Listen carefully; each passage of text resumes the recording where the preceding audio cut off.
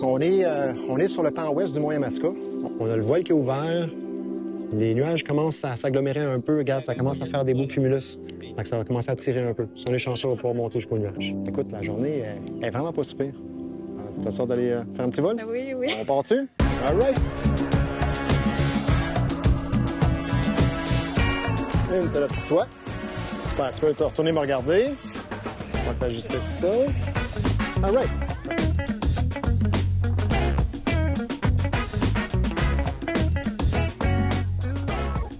Est-ce que tu es prête? Je suis prête. OK. 3, 2, 1, on fait pas par en avant. Super. Encore. Oh. Super. Passe une main, passe l'autre main. Excellent. Il y a mis dans le ciel.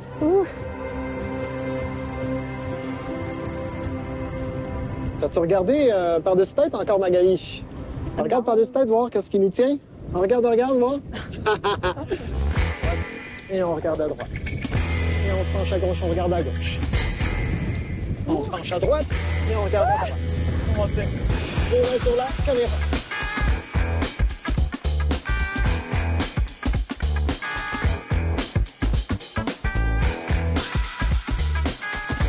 Exactement. C'est quoi ton titre? Ou dans le fond, c'est quoi tu fais? Écoute, mon titre, je suis instructeur de vol. OK. Mon engin de vol, c'est le parapente. Je suis spécialiste de parapente. Je pense qu'il y a deux classes de personnes dans le monde. Il y a ceux qui ont toujours rêvé de voler, puis ceux pour lesquels c'est pas vraiment dans le royaume des possibilités. J'ai cherché un peu toutes les façons possibles, imaginables de travailler dans le domaine, puis j'ai tombé là-dessus par chance. Il y a plusieurs raisons pourquoi le Mont-Yamaska a fini avec les années par être le mont, privilégié là, pour le vol libre. Ici, on s'est installé, le club est propriétaire, on est bien établi ici là, quand même. On peut difficilement imaginer une activité, à mon avis, où est-ce qu'on baigne plus dans le décor ou dans la nature que le parapente. C'est littéralement, on se met en l'air et puis de là, on a un point de vue vraiment particulier. On voit vraiment la planète, le relief d'un point de vue différent.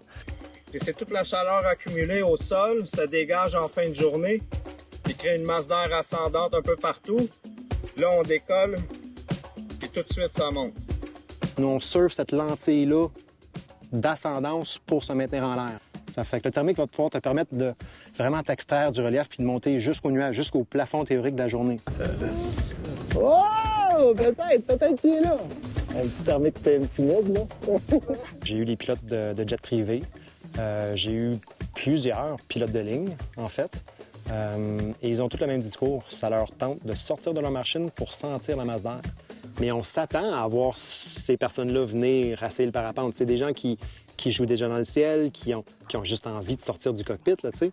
Maintenant, sans promesse, hein, ça se peut très bien qu'on réalise en bout de chemin que c'est peut-être pas pour la personne, parce qu'une fois que je serai plus sur le décollage, ou je serai plus à la radio, ou plus à l'atterrissage, ça va être eux qui vont faire les décisions à 100 %. Parce que c'est un sport de décision.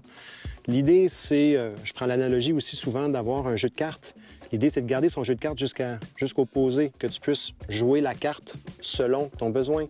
Si tu commences à faire des décisions qui te coûtent ton jeu de cartes, puis il te reste juste une carte à jouer, là, tu n'as plus grand jeu. C'est l'analogie que j'utilise avec les élèves. Si on veut devenir pilote, super simple. On apprend à piloter son aile au sol en premier. Quand on est à l'aise, on fait un avec la machine. On se pratique à décoller sur le petit monticule qu'on a ici dans le champ. Une fois qu'on a la technique de décollage dans le sac, on se sent confiant, l'instructeur est confiant, on monte en montagne, c'est pas plus compliqué que ça. C'est comme ça qu'on va commencer. On va être dans cette position pour commencer. Je vais te demander si tu es prête. Évidemment, tu vas être prête rendu là. Okay. Quand je vais te demander de faire un pas par en avant, c'est toi qui pars le bal. Un petit pas par en avant. Peut-être on va faire des pas par en arrière. Tu as juste à m'écouter pour la suite. Après ça, c'est enjoy pour le restant du vol. OK. Alors, check final. On est bien. On est bien. On est bien ici. Casque est bien fermé. Super. Est-ce que c'est facile d'être instructeur de parapente? Ça a ses challenges. J'ai eu la chance d'apprendre avec des très, très, très bons moniteurs. C'est sûr qu'avec les dernières années, il y a eu quelques écoles qui ont fermé leurs portes, malheureusement. On est une structure qui essaie de faire de son mieux, de préparer la relève, de faire connaître le sport un peu. C'est sûr qu'une grande portion des jeunes ou des personnes de Montréal n'ont aucune idée que c'est même possible, que c'est dans le domaine du possible de faire du vol libre ici au Québec. Mais toutes les personnes qui le découvrent, c'est une agréable surprise, tu sais.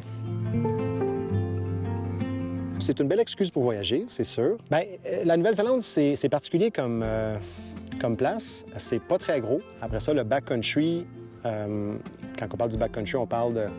on part dans le sauvage, parce qu'il faut apporter un peu de nourriture, de quoi survivre un peu quelques journées si jamais on finit par atterrir dans le milieu de nulle part. Il n'y a pas d'arbres, ou du moins pas beaucoup, sur les montagnes dans le relief où est-ce qu'on vole. Ça fait que les top landings, qu'on appelle, c'est que ratterrir sur le top d'une montagne, c'est très possible. C'est que le vol bivouac, qui est maintenant mon activité préférée, c'est pour ça que je me suis entraîné pendant tellement d'années, c'est pour pouvoir partir avec mon parapente une semaine, 2 semaines de temps, avec tout ce que j'ai besoin pour survivre, puis partir en voyage. Je voyage avec mon parapente. C'est absolument malade. Sans moteur, sans bruit. Ouais, c'est assez magique. Combien ça coûte de devenir parapentiste aujourd'hui? On s'en sauve pour à peu près 10 000 10 000 c'est le prix de l'ensemble. On inclut l'instruction, on inclut l'équipement. Les marques qu'on transporte sont vraiment de renommée mondiale, je peux facilement le dire. Il y a beaucoup de bonus aussi qui viennent avec, mais ça, ce sera aux gens de découvrir s'ils viennent s'inscrire au cours.